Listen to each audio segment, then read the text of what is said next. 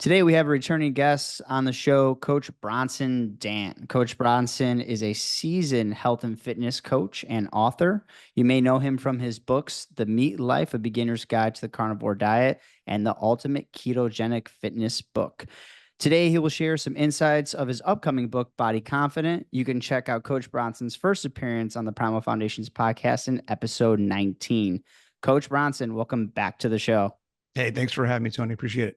Yeah, it's great to have you on. And I remember we had our first conversation, and one of the things I said was, if somebody told you you're going to write a book one day, you're about two books deep, you're like, no, there's no way. And here we are, book number 3. Book number 3. Yeah, it's crazy. I hated it's one of those, it's you look back at school, like remember school, and they're like, hey, you have to write a 100-word, or you have to write your homework is writing 2 paragraphs. And you're like, oh, it's so hard. It's the worst thing ever. And here I am writing, 80,000 word books. It's crazy, man. But I have found that I actually enjoy writing more, not only more than I thought I ever would, but almost more than anything else I'm doing right now. It's just a blast. Wow, Yeah, that's it's a blast. amazing. I'm really enjoying it a lot. Yeah, I want to kick off today, starting the conversation about diving into the upcoming book, Body Confident. And I think it's a perfect way to kind of set the tone for, how we could talk about shifting the conversation around fitness and nutrition. Mhm. Can you share, what inspired you to write the book and then what message you hope that it brings to your readers?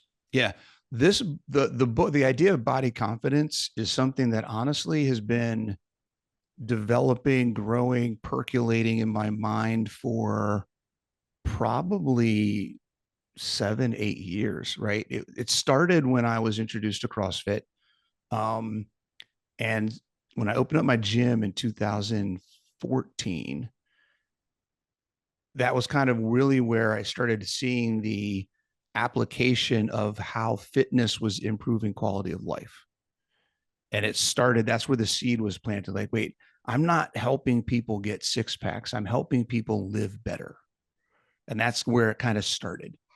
From there, when I got an in-body device for my gym, and then I started seeing the impact of combining nutrition with fitness and how there's a bigger picture of looking at improvement, right? Because up to the time I was really educated on the impact of body composition.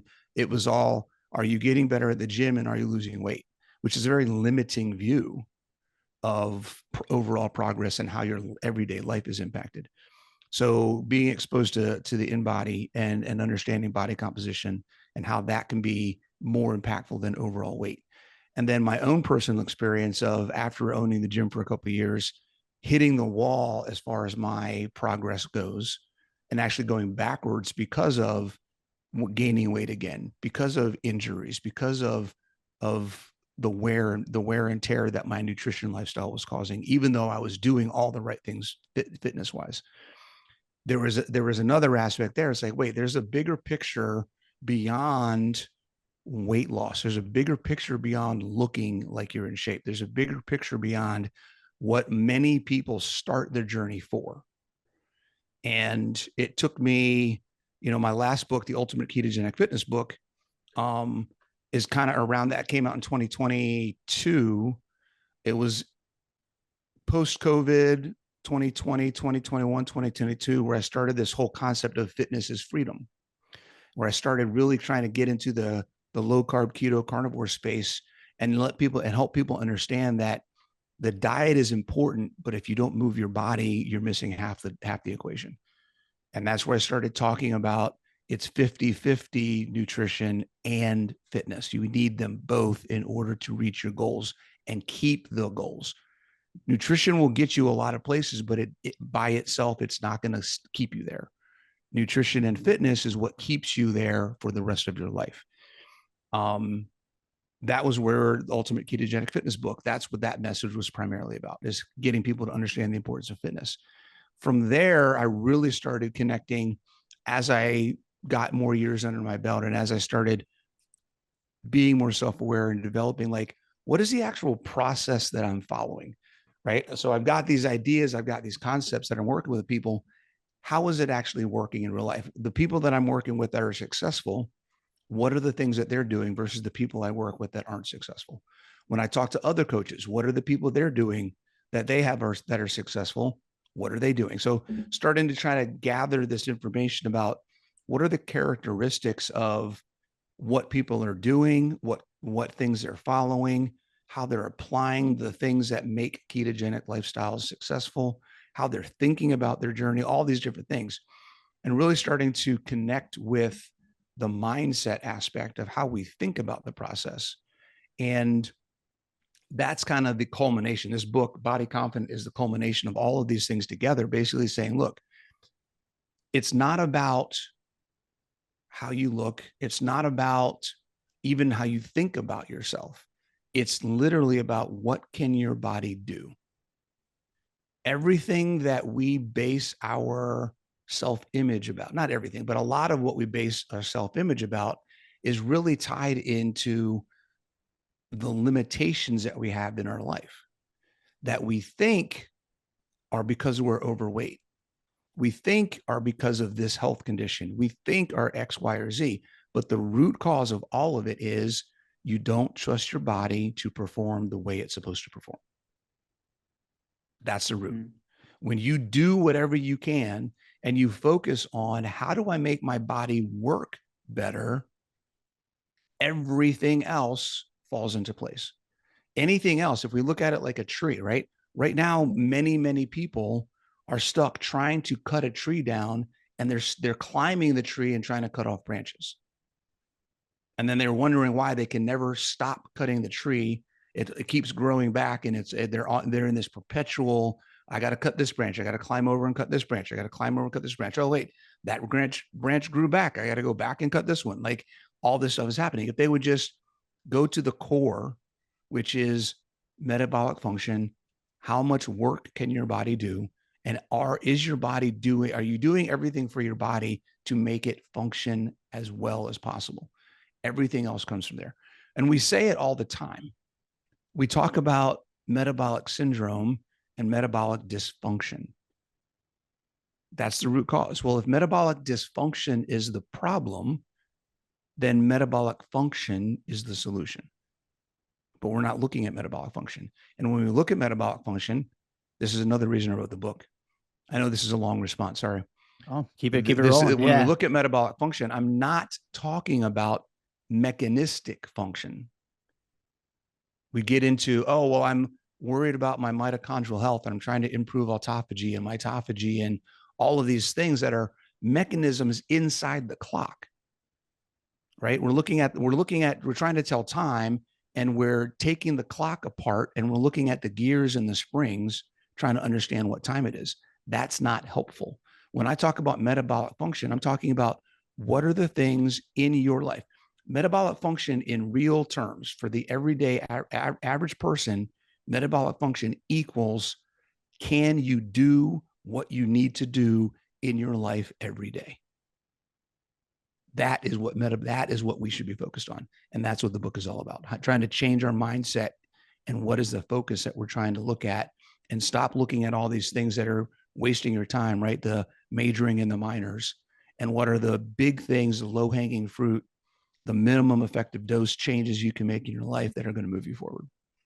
I love that the aspect of, and a lot of people think of it as this way of it's a 50-50 split, nutrition, strength training, what have you, but you're really like, it's a 33%, 33%, 33%, with mindset being a part of the equation.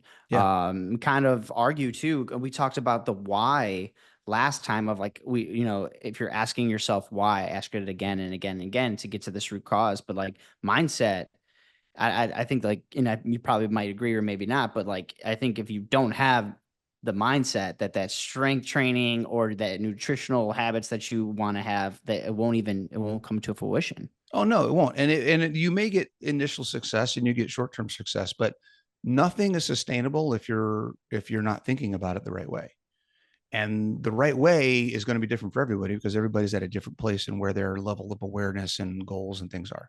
You can look at anything and say, if you're not consistent, it's not going to work.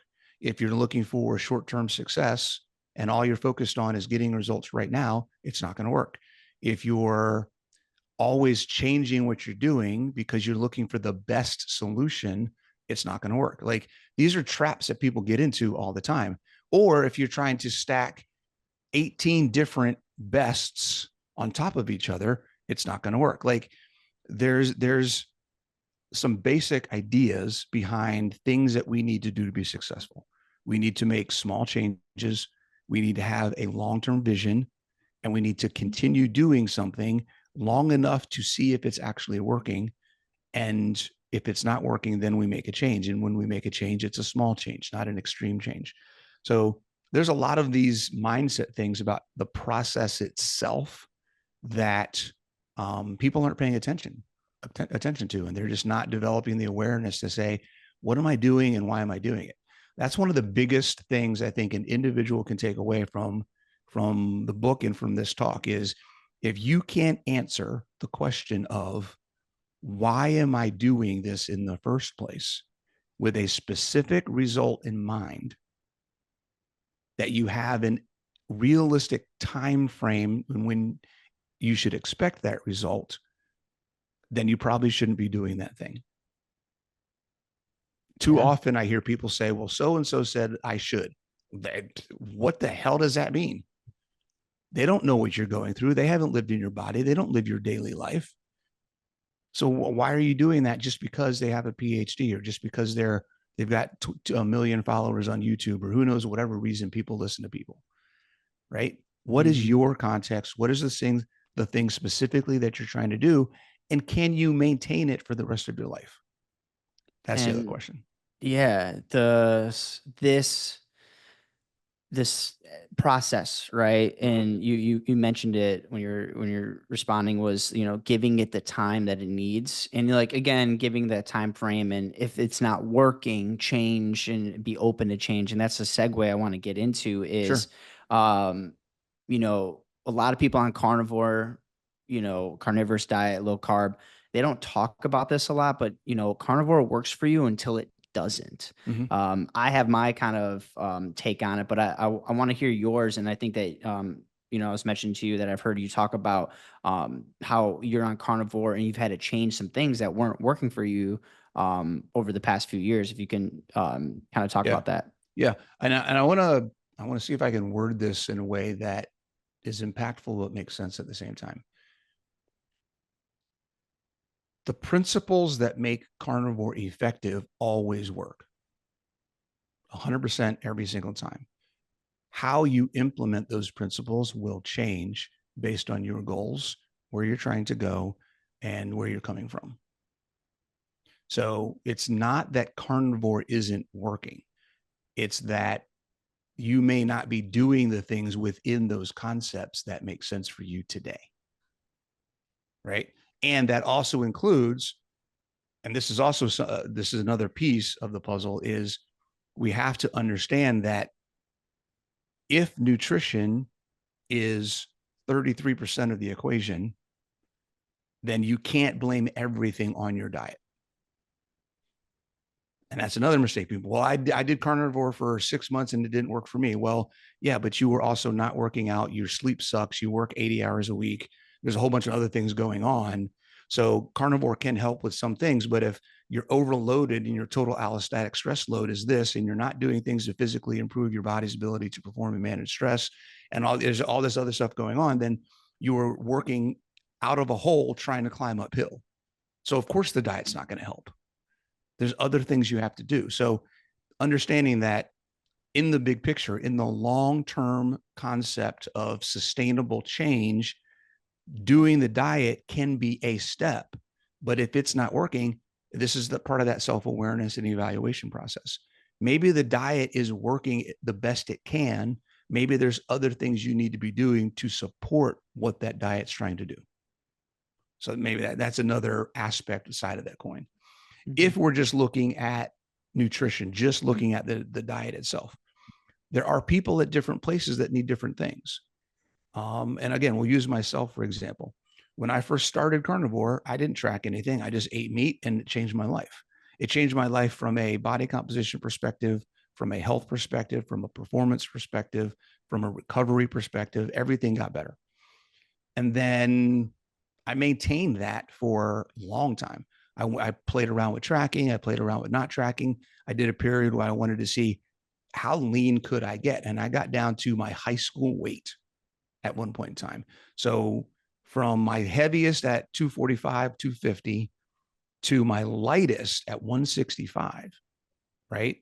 Following a carnivore diet. That was way too skinny. I looked like a freaking skeleton, dude. I look at pictures back now. I'm like, what the hell was I thinking, man? That's horrible. I like to be around 185, 195. That's my sweet spot. Um, and to now where, I've been carnivore now almost 6.5 years, 6.5 years.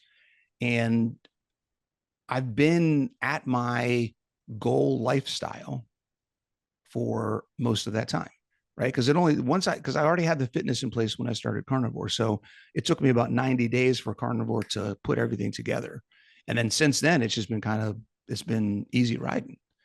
And anything that I do is an experiment, right? But I don't have any specific thing I'm trying to fix at this point in my life at 52 years old. Um, so for the past year or so, year and a half, I've just been kind of coasting and not tracking. Working out has gone down. My consistency, my frequency, overall time in the gym has gone down because of work and business and writing the book and going back to school. There's just all these different things that are going on. So that has been much more in the back of my mind, kind of, I'm just maintaining whatever. Well, I put on 20 pounds. It's like, okay, but you're carnivore. How do you gaining weight on carnivore? Well, I just wasn't tracking and I ate more. I love eggs. I eat a lot of eggs. And when I'm not tracking and I'm not being focused and specific about what I'm doing, I tend to eat a lot of eggs and butter. And I like 80% ground meat. So, and bacon and sausage, you know what I mean? All these things. So when that, it's over time, I put on 20 pounds of fat. I went from 185 to 205. And about a month and a half ago, I was like putting on my work pants. I was like, wait a second, what the heck is going on here? I don't like this. Hold on. Yeah. It's like, wait a second. Okay. Now I got those pants sized a couple years ago when I was 185, 180. And so now here I am. I'm like, okay, I guess I need to pull it back. So I started tracking again. I started being more specific with what I was doing. I started watching what I was eating, making but different choices and being much more aware of what I was doing. And it's been 6 weeks now. I'm a little over 10 pounds lost. Um, Nice. Everything's starting to fit better again. My pants aren't riding up my butt anymore, all those types of things. And it's just the process of is it working or isn't it working has a lot to do with, are you doing the right things? Are you waiting long enough to see it happen? And are you actually, there's doing the right things and then there's doing the right things. So there's doing the right things are the things that you've chosen to do, the things you need to be doing to move you in the direction you want to go. And then there's are you actually consistently performing and executing those things to see the results you're looking to see? So those are the three things to look at. Are you doing the right things? Have you picked the right things? Are you doing them consistently? And have you given it enough time to work? Yeah. If you can say yes to all three of those things and you're not getting where you want to go, then you can evaluate, okay, what do I need to change? What do I need to tweak? How did you feel kind of emotionally when you kind of hit that point? Because anybody that's ever yo-yo dieted, right? Mm-hmm. You have a lot of success, and then all of a sudden the diet's not working anymore, or you go off of it, and you find yourself back at that weight or Yeah. higher. How did you kind of feel? Is it different now, versus like if this were to happen to you, 15 years ago? Yeah, I don't know about how I would have felt 15 years ago. I mean, 15 years ago was one of the reasons I started doing this because I felt like crap about it, about being overweight. And and even at 20 pounds heavier than I am, or, than I was about a year ago, I don't, I've lost almost 15 pounds. So I only got about 5 more pounds to get back to where I was. Um, I'm, I mean, it's like, oh crap. Okay. I put on some weight. I guess I got to go back. I mean, it's mad. I mean, at this point, I've been doing it long enough and I understand the process and I know what it takes. And I'm not expecting it to be an in a week thing. It's been 6, 7 weeks. Right. So it's like, okay, I know what I need to do.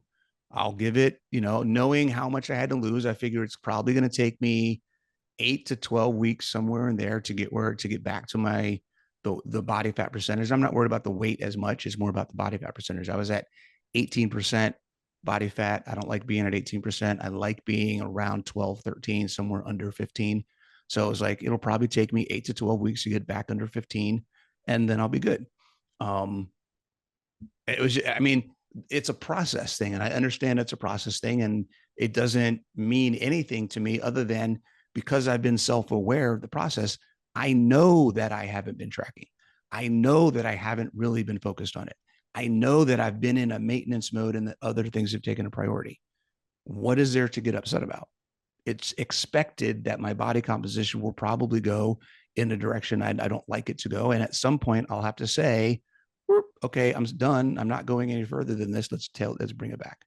So no, they're very much more pragmatic and matter of fact about it now than I probably would have been in the past.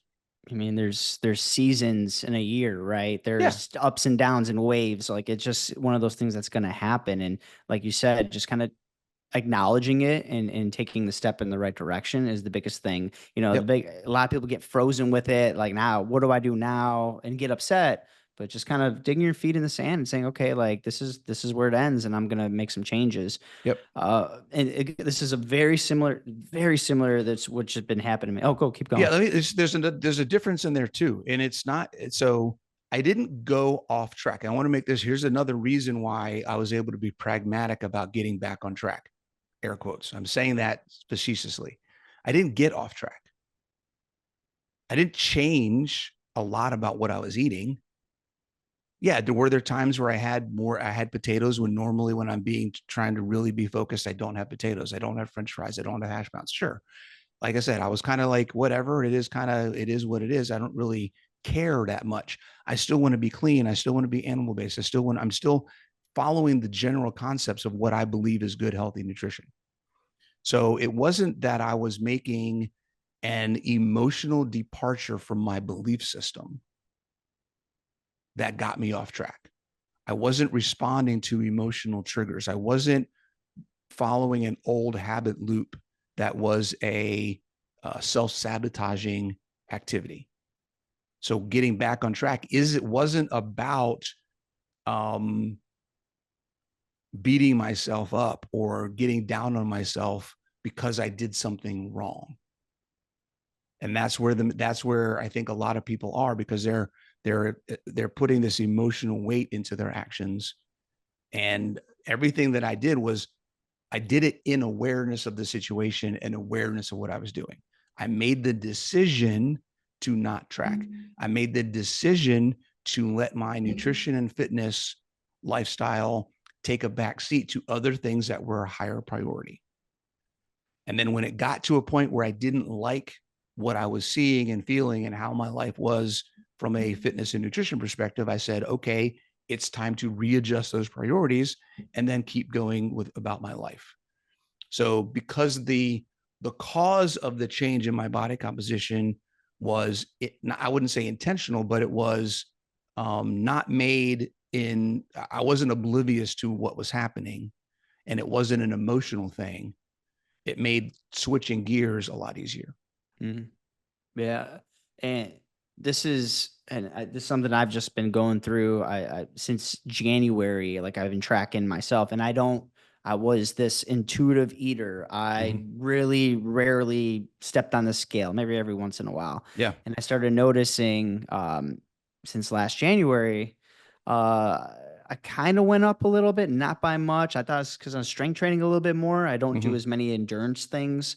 So I knew my weight was going up a little bit. I was still working out. I was still eating carnivore.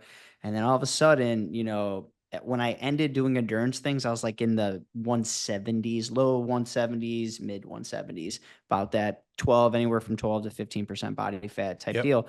And then I went up to about 18%. I was Yeah. in And the you're like, upper, what? yeah, in the upper 90s. I'm like, I've been eating steak and lifting weights. Like, what's going on? This was working so well for me. But that intuitive piece and really kind of bit me in the butt a little bit. And this is something that I've heard you talk about. I think this is what kind of happened to me was this hormonal satiety versus mass satiety. And I was basing a lot of my meals off of the weight of what made me feel full Mhm. versus actually what the energy that I'm expending. So if you could talk about like the hormonal satiety versus mass satiety. Yeah, I mean, it makes a difference, and making sure that you're getting enough protein and fat in combination is really a key, and that's going to be different for everybody. I actually I've been putting a list together of studies I wish existed in case someday the tooth fairy comes down and gives me a crap ton of money to do studies. I've got one of those things is what is the optimal fat protein ratio in a meal to stimulate satiety, insulin. Like there's a bunch of hormonal things that happen when we have the right combination. And what is that? What is that combination? But I found that for a lot of people who um, eat a lot of lean protein and not a lot of fat, they have issues with satiety. They tend to be hungry all the time. People that eat too much fat have an issue with feeling full quickly, but not for a long time. And then they got to eat again. They got to eat again. They got to eat again. And then now, because they're so focused on fat, this is one of the reasons why people that do high fat tend to overeat fat because they're eating more meals in a day and they're not getting enough protein. And so there's a balance between fat and protein that really there's a sweet spot. Um, and yeah, it's just, I think everybody playing around with understanding the term adequate. What is the adequate amount of fat that you need in a day? What is the adequate amount of protein that you need in a day? Figure out what that is and try to balance those numbers between your meals so you're getting a similar ratio of fat and protein at every meal. I think that's really for the general population, that's the way to go. If that makes sense. Yeah, I've been experimenting with fat cycling where I'll have within one day I'll have 2 pounds, but of ground beef or whatever, but it's going to be like one of the packs might be an 85-15, the other is going to be a 97-3. Mm-hmm. And then another day I'll have, exact 2 pounds again, but then they'll both be 85-15, or one of them can be 80-20. I just been messing with that Sure. and like just pulling the lever on the fat. Makes It's a huge it difference. it's crazy how much Yeah. weight, like how quickly, Yep. like not, and I can kind of see my abs a little bit. Not that I have a six pack by any means, but I was like, okay, I can start seeing my abs pretty well now. Yeah. I was like, And it holy happens shit, quick. When you're very consistent, it quick. happens quick, right? Yeah. Yeah. Yeah, and I think that's a piece of that too. Knowing that this is like this diet's working for me because I felt good the entirety of eating carnivore, and then maybe I was overindulging in some of the meals. Mm-hmm. However, I still feel it's not like I feel like I'm dieting now. I'm just tweaking, and I'm still feeling full. Yep. I don't feel like I'm sacrificing. And to me, that's the biggest piece up from somebody who's yo-yo dieted all their life, Yeah. cut weight wrestling. Like I just don't want that feeling in my life ever again, of missing a bunch of meals just to like make weight. And that segues into this next piece is fasting, right? And I've heard you talk look at you, I've heard you talk about fasting and you have a pretty good view on it. Can you kind of share with the listeners, when you think fasting should be implemented? Should it be implemented? Yeah. My take on fasting is that 99% of people don't need to try to do it. If you're eating naturally, you're getting adequate protein and fat in your meals. My experience is that most people will intermittent fast on their own without trying to. And if you're trying to intermittent fast on purpose, it's likely that you're making your process of growth more complicated than it needs to be. The focus should be on every single time. The first thing that needs to be met is adequate nutrition. I don't care when you get it. I don't care how you get it. You need to get the nutrition that your body needs in every single day. Until that, you can check the box and say, I am consistently getting the protein, the micronutrients, the fat, the electrolytes, everything that I need every day. Fasting should not be in on the table because fasting, the specific focus for why people fast is mechanistic. It is not holistic. Mm. And mechanistic is not sustainable. The results you get from fasting don't last if you stop fasting. If you meet the needs of your body by giving it adequate nutrition and moving it properly, you get all of the benefits that you get from fasting without having to starve yourself. And this is where I'm trying to bring back the whole concept of fasting mimicking for a ketogenic diet, because when I first got started in 2018, I heard it everywhere I went. That was one of the main benefits that every website on the ketogenic diet or carnivore diet listed, was that it's fasting mimicking. And now I can't find that anywhere. I'm like, why did we stop talking about this? Right. And what I mean by fasting mimicking is, if you look up ketogenic, ketogenesis, ketosis, those words, every single document, article, study, whatever analysis you find talks about the ketogenic metabolism being a result of one of two things: starvation or carbohydrate restriction. So if the benefits of the ketogenic diet can be obtained just by reducing carbs, why are we so focused on also reducing all of the other nutrition that we can get from the rest of our foods? Makes no sense to me. When people are trying to lose fat and lose weight, that makes sense. But if we go back to the earlier part of the conversation and we say weight loss isn't the goal, metabolic function is the goal, and I need protein, I need fat, I need micronutrition, I need electrolytes. So starving yourself of nutrition in an effort to improve metabolic function is a cognitive dissonance that I don't think people are recognizing. Yeah, I want the car to go from A to B, but I'm only gonna put a little bit of gas in it, and I'm gonna expect it Right. just to make it. Like it's not. Yeah. It You doesn't work. might make it on fumes, but then you're gonna have a whole bunch of other issues inside the Well, car. but here's the thing. It's also, in a lot of cases, it's, I'm going to fill the tank. I'm going to put three extra tanks of gas in my trunk, but I'm only going to put a quarter oil in. Yeah. And then I'm wondering why my body is stressed. I'm wondering why I'm overheating. I'm wondering why my things are falling apart, because you're not giving yourself the functional macros, the functional material that your body needs to perform. So it's not always about fuel. There's other things that nutrition, and this is, we go back into we're going to segue into a whole nother conversation of macros are not fuel. Macros equal function.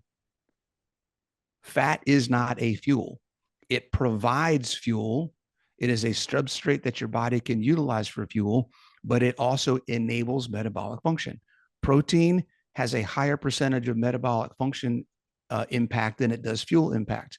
And fat is essentially flipped. But that doesn't mean you only eat, and this is the whole calorie conversation, is everything is equated to energy. Food is not energy. Food is function. And if we can stop talking about food in an energy perspective, I think everybody's perception of what this is about will change. I wish I could just, if there was one wish that I had in the world, it would be to make everybody in the world forget what calories are.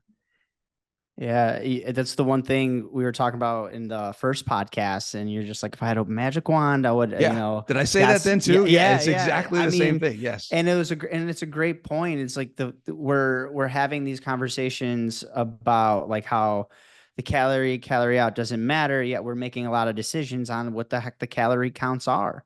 Yeah. You know, Irrelevant. yeah. And the one thing we also talked about too was alcohol. Mm-hmm. Give you like a little update because I remember when I was talking to you, it was January, it was World Carnivore Month, Yep. and I was like, I'm going to go 30 days. I'm gonna go Right. I 30 remember days, that. Yeah. no alcohol, and I felt really good. A little bit of weight loss, not much. Mm-hmm. It was because probably eating way too much ribeye, but I you know felt so good. Like I literally said, I'm going to do this another 30. So I did it. I ended up doing 60 days. And Awesome. the biggest noticeable change was my sleep. Oh I my could God, it's crazy, isn't it? I couldn't believe it. Like I couldn't believe I have a real tough time sleeping. It takes me a little while to get down. I have like a process, but I'm gonna be in bed for like a good 45 minutes before I could knock out. But when I completely cut out alcohol, and not that I was drinking a ton, Mm-hmm. I was just like a sack of bricks. Boom, out. That was the biggest change for me. Same here. The same thing happened to me. Yeah. Yep. It's been good. I do still have alcoholic beverages every once in a while. But I know that if I really am concerned about my sleep, it's like I'm gonna make a very good decision of like, you know what, I'm not gonna have alcohol. Yeah. But I know I was gonna throw that in there That's because that's awesome. No, one of the that's things that we're talking about. yeah. And that's a really good thing too, is that people understand that this is one of the other parts of the book that is really the main, not the main, a main underlying message. Everything that you do is your choice, right? Mhm. I had the same experience you had when it comes to alcohol. I decided I'm done. I don't even want to deal with it anymore. Right? That was my choice. That was the journey that I decided to go on. You decided I still like alcohol a little bit. I'll have it every once in a while, but you tried it. You know the impact. You are making an educated, self aware decision and you're owning it and moving forward. That Yeah. is freedom. That Mhm. is your ownership and your decision, and you're okay with whatever comes from that. And I think a lot of people are afraid to make that choice, right? And they think, well, if I become aware, if I stop drinking alcohol for 30 days and realize, oh my God, this is amazing, this is amazing, I feel awesome, then I have to quit it. Yeah. No, you don't have to quit it. You just know what happens if you don't do it. Now you have a choice. You're giving yourself the opportunity to make a choice one way or the other. And it doesn't have to be all or nothing. That's another topic in the book. There Mhm. is always a gray area, and too often we live in the white or black. Like you, I'm not stopping it altogether. I may not do as much as I used to. It may not be as often. It may not be as frequent. It may not be as much each time.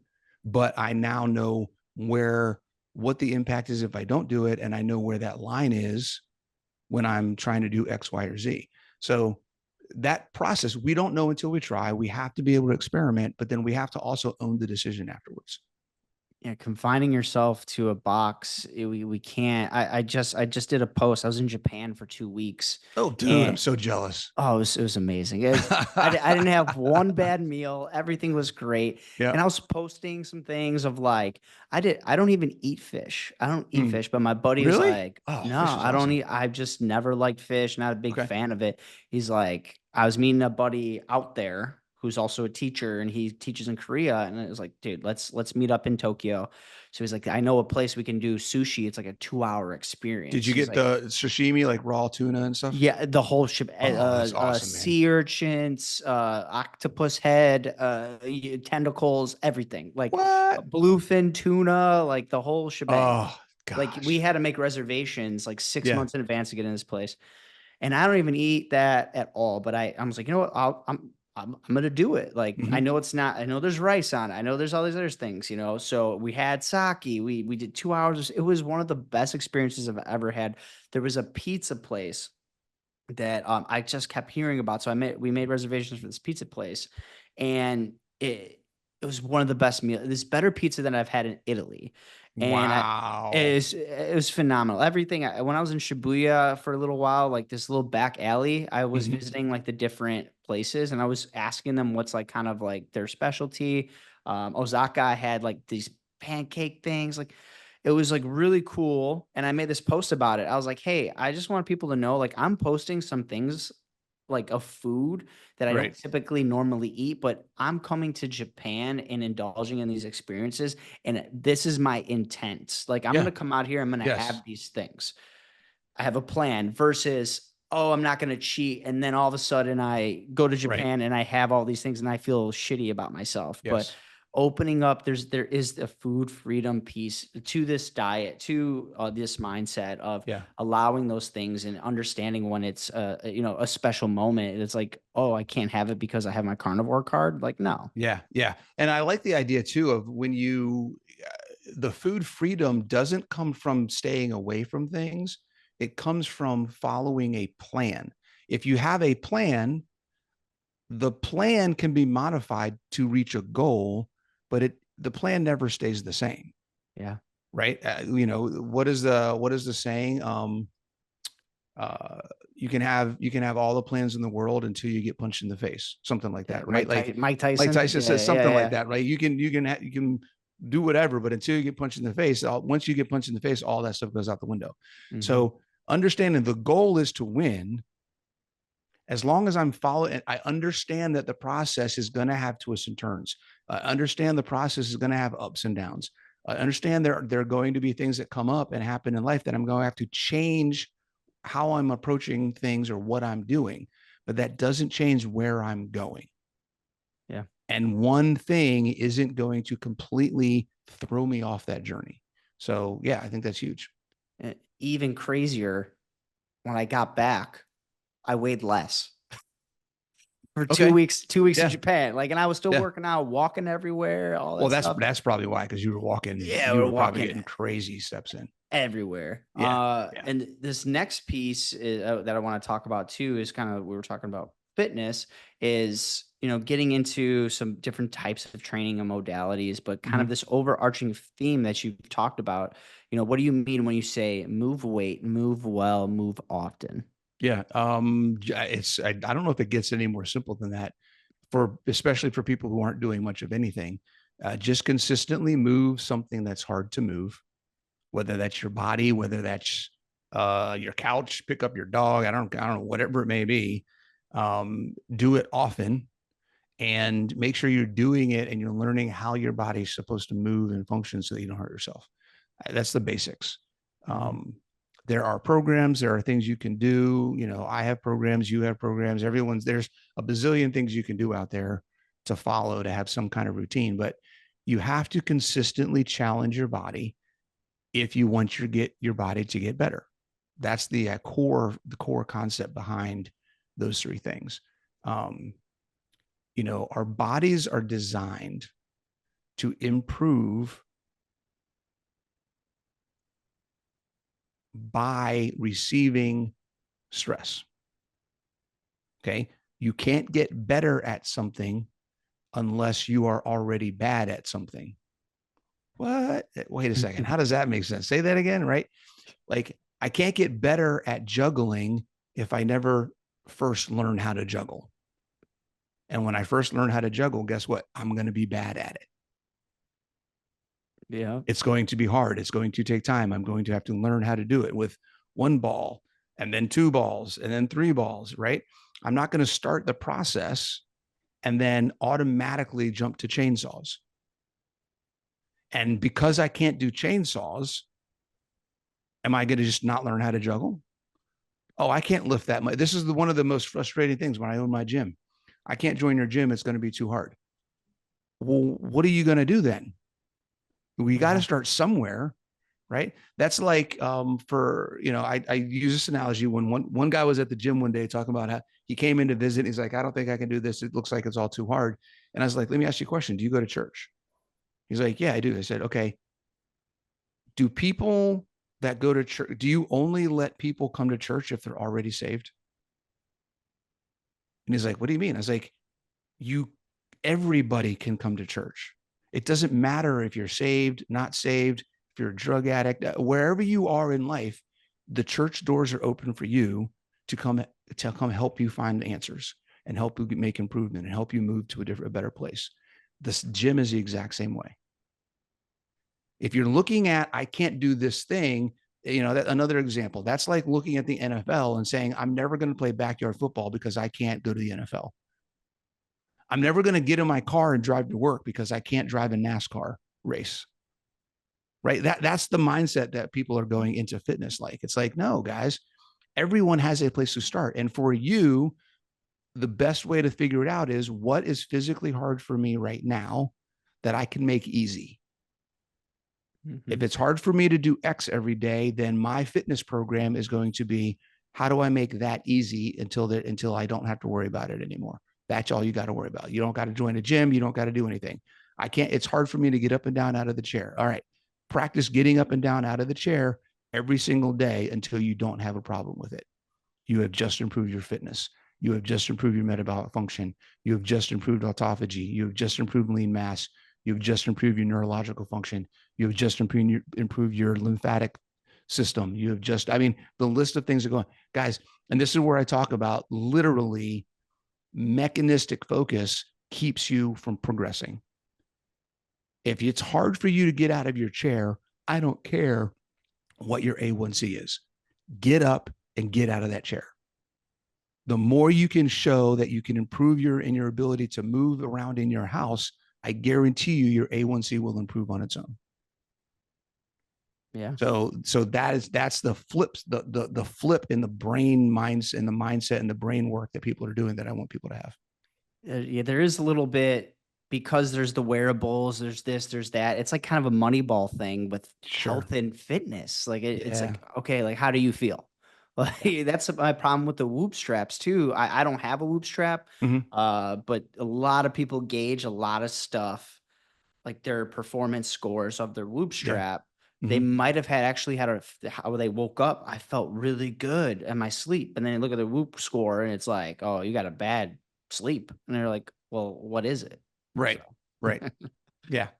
going into your, and I want to get your kind of take on this and what things that you do. What are your training modalities that you use personally and uh, programming methodologies that you find for yourself to be beneficial? All of them. All of them. All of them.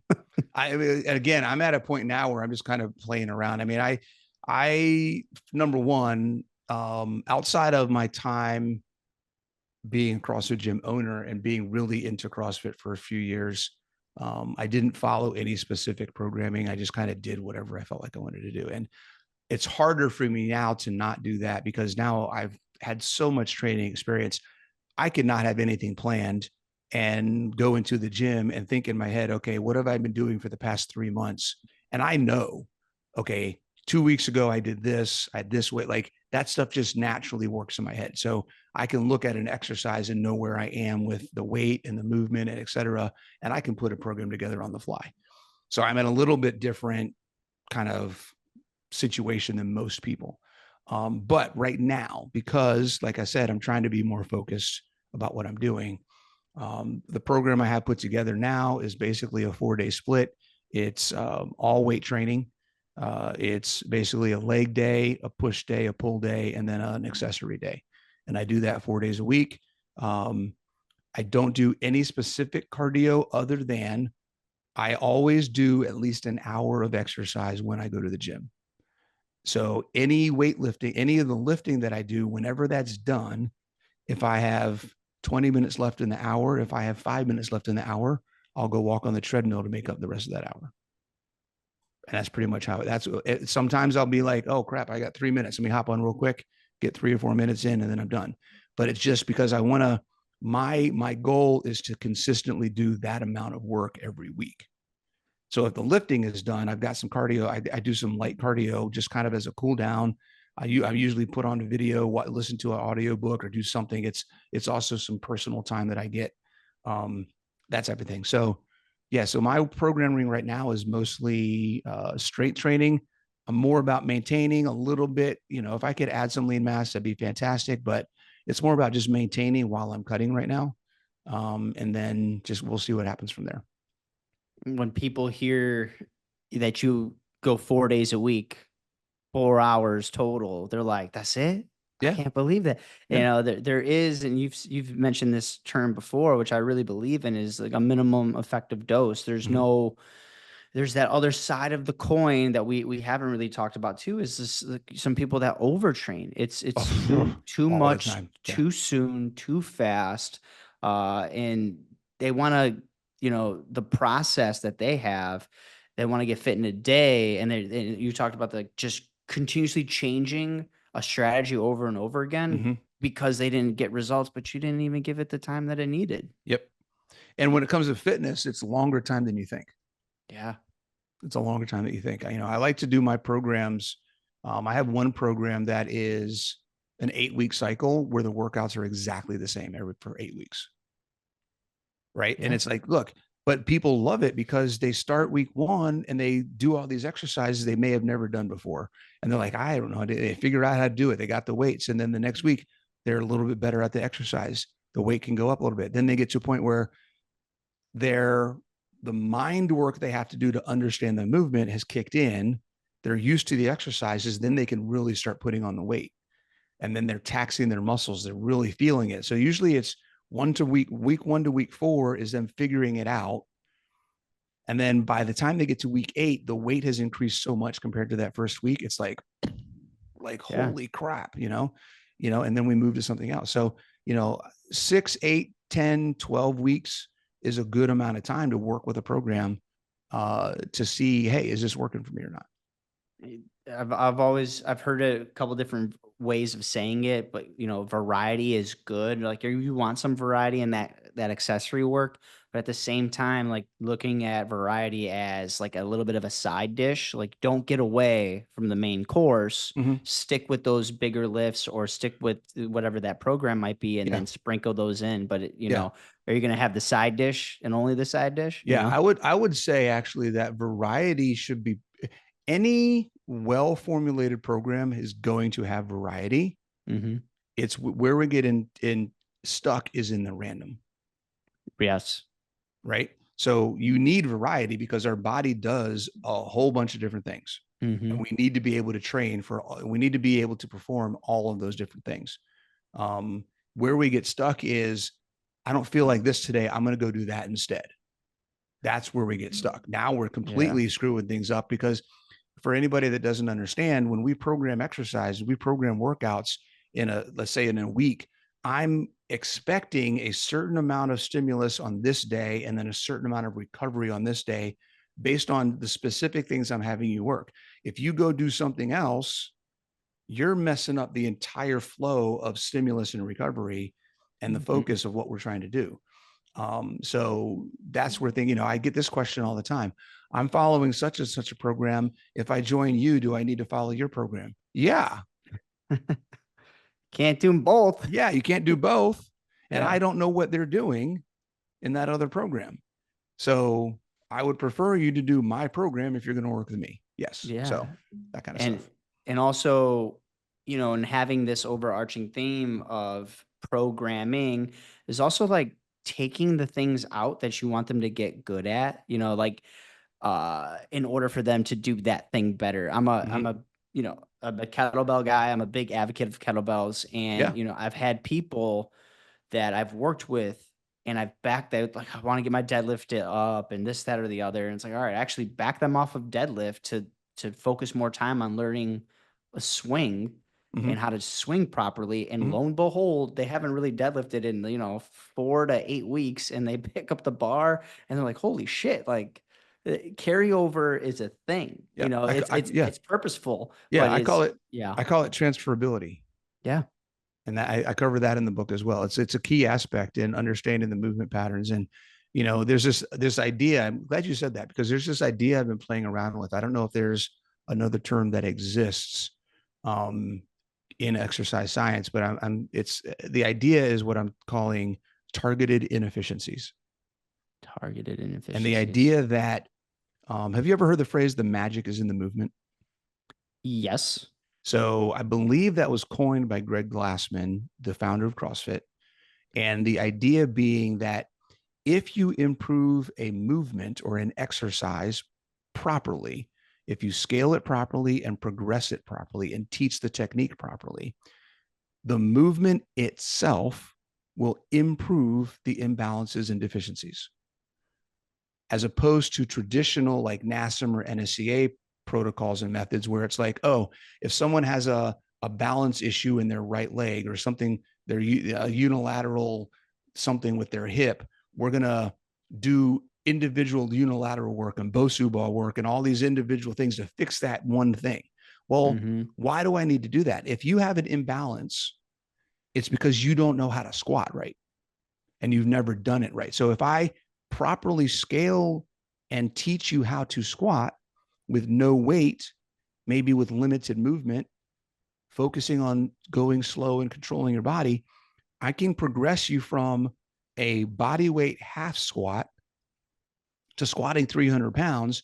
And by the time you get to 300 pounds, you're not going to have a deficiency anymore. You're Yeah. not going to have an imbalance. So the idea that when we're talking about training functional movement, the targeted inefficiency is where the focus of technique fixes the overall movement. Mm-hmm. Right. So wherever that chain is. So when you talk about a deadlift, somebody may be deadlifting and it may be their hip position that they don't know how to fix. It may be they don't know how to brace properly. It may be they don't know how to activate their lats and pull the bar in. It may be that they want to drive through their toes. Like there's 18 different things that could be wrong with the way that they're doing it. But if we focus on, let's not have them deadlift and let's just teach them, I like what you're doing, like with the kettlebells. The kettlebell is so similar in movement pattern to the deadlift and the muscle activation. Just because Mm-hmm. the kettlebell is doing something different than a bar is, you're teaching the movement pattern, the functional movement in a way that strengthens the entire chain and fixes whatever that targeted inefficiency is. Mm-hmm. Right. So you're targeting the thing that's wrong by fixing the whole. It's very much like what I'm talking about with nutrition. Yeah. Stop looking at the mechanism, stop looking at the small thing that needs to be fixed, make the whole thing work better. Yeah. And then guess what? The whole thing works better. Yeah. Right. So yeah, I like that. With the, because I do a lot of my certifications through Strong First, and the one of Okay. the Yeah. things Pavel Tsasolin, it's not as nicely put I've as you put never it. been able to say his last name. I Tessaline. I I think it's Ceciline. If I'm Cessaline. not, I Okay. think that's it. I could be wrong. Don't tell him. Sorry, Pavel. But they call it the what the heck effect. It's like in my manual. It's literally just called the what the heck What the heck effect. effect? Okay. And just based off of like the stimulus that they can kind of like scientifically tracks like how the stimulus relates to the muscle fibers and then why other things are carried over and why you Mm-hmm. get stronger in other areas. And there's another part of it where he's like, I don't know. I don't know why you do one thing like, um, uh, bottoms up pressing, like you do Mm-hmm. with the kettlebell, with the Mm-hmm. bottoms up pressing Oh my and God, all that that. works so much. Yeah, it works all in your whole shoulder capsule and everything else, and like perfecting like a kettlebell snatch. Like when I got, because the hip hinging of snatching is a little different than the hip hitch of swinging, Mm-hmm. and so there's a difference. And I don't do box jump. I want to start jumping more. I'm like in my mind, I'm like I'm about to turn 36. I'm like I don't jump enough. You don't. You need to jump. You need to I need to freaking jump, jump dude. more. Yeah, and I haven't been jumping All right, like a I'm gonna give ton. you a goal. Yeah. All right, I'm 52 years old. Uh-huh. My max jump is 43 inches, How tall are you? 6 feet. Okay, I'm 5'6" and 3/4 on a good day, but Okay. I'll try to get up there. Okay. But I've started to jump more, and I haven't box jumped a ton in a long time. But I mean, Yeah. my been swinging forever, and I'm like, holy shit! Like I could actually, I'm I'm pretty good. I'm not bad at jumping as much as Yeah. I thought I was going to do it, but I Yeah. want to get better at it, doing some like more dynamic movements because I don't want to lose that. I take that for granted as being a former athlete. Like I'm still going to have it. Yep. I gotta keep doing those things, and Yes. I get too I get too focused on like how's my single arm press or military whatever, but I'm not really focused on how am I moving and making sure that all aspects of my like body are resilient, like Yep. jumping off of something or Yep. falling down or whatever. Yeah. So Yeah. I mean, it's a good habit to do that kind of work. Plus some plyometric work. I mean, there's different stuff. For most people, I think doing some box jumps or even broad jumps, right? How do yeah, I scale? But I'm afraid of jumping high. Okay, jump far. yeah, Do a broad jump. This is basically the same thing. It's good enough for the average person. You know, take a day sometime. How far can I jump? Try 5 or 6 times and then try it again next week and try it again next week and see if it gets better, yeah. It doesn't have to be a main thing. It's just Right. it's good to it's great to work in. Yep. Great to work in. Anything else coming up for you? I know the book. Oh, two questions. I know the Yeah. book's coming out. The other question is, will it be available on all? I did purchase it already. Yes. I know it's coming out in September. Yep. Will it be also available on Audible? Yeah. I'm actually emailing the guy I was supposed to get all the files to upload to Audible yesterday and I didn't get them. So I will be emailing the guy today saying, hey, where's my files? So I'd like to get them in and get them approved and everything set up in Audible so that it can go live on Audible on the 3rd of September when everything else goes live. So that is the intent. If it doesn't happen right then shortly after September 3rd, everything will be available on Audible. Awesome. So September 3rd is going to be the release date. Yep. Body Confident. Anything else coming up, or another book in the process here? I mean, I've got, like I said, I've got, I don't know, 8 or 9 books on the list of things that I'd like to put together. Coach Natalie and I actually have, we have an idea for a book that we might want to do together that may be next. But we'll see how that goes. Yeah. Couples that live together, stay together. No, something more along the lines of telling stories about people. So Cool. we'll see how that goes. Yeah. Amazing. Well, Coach Bronson, it's also always a pleasure. I can't wait to read the book, and then I'm gonna put in the show notes for the readers and listeners to click on and get access to. Awesome. Appreciate it, man. Thanks. Cool. All right. Thanks for everybody listening to another episode of the Primal Foundations podcast.